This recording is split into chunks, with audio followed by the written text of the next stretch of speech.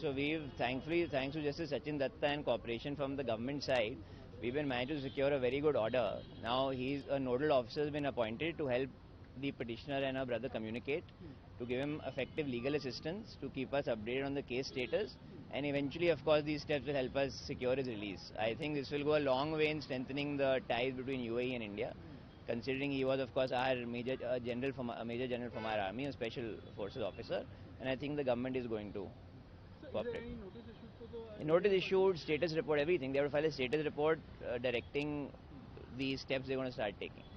So what is the current status of Mr. Vikrant Kumar? We had no idea. That is why we filed this petition. We have been kept in the dark as to why he was detained. He was detained in, he was first abducted and then detained in Dubai. We have been trying to follow for the last 14 months. Today, thankfully, Justice Datta has passed a great order, and we are very thankful for the government's cooperation, since they did not object. So they've also been very cooperative, and they're going to file a detailed status report. So Major Jaitley will hopefully be out. Ministry of External Affairs. Yes, she was present. She was opposing your petition. She was not opposing. She was saying we've already granted some consular access, but then when I said that we want consular access specifically for the petitioner, and we want a more detailed status report, then they were quite cooperative. So there is no official communication regarding his detention? There is nothing. We have received nothing. Now hopefully when the status report is filed, we'll know exactly what is to be done. Because 14 months is a long period. It's a long period, and of course Major Jaitley was a special forces officer, but we are hoping now, the matter is now listed on 4th of December.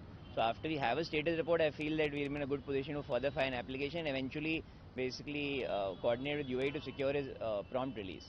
So before his detention, what he was doing, he's a businessman or a... No, so after he retired from the army, he was of course a guarantee award winner. He started his own cyber security firm in Dubai, a very successful cyber security firm. And then one day, from the Mall of Emirates in the parking, he was just abducted.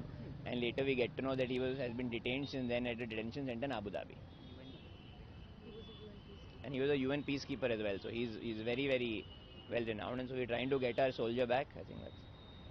And what is the next date of hearing? 4th of December. Ma'am, would you like to say something? Please say. Sir, I think 1 saal se it's been a nightmare for me. That's all I will say. I'm very grateful for today's judgment, and our soldiers, especially overseas, are becoming, as India is rising and becoming bigger and bigger in the international diaspora, our soldiers are becoming targets overseas over and over again.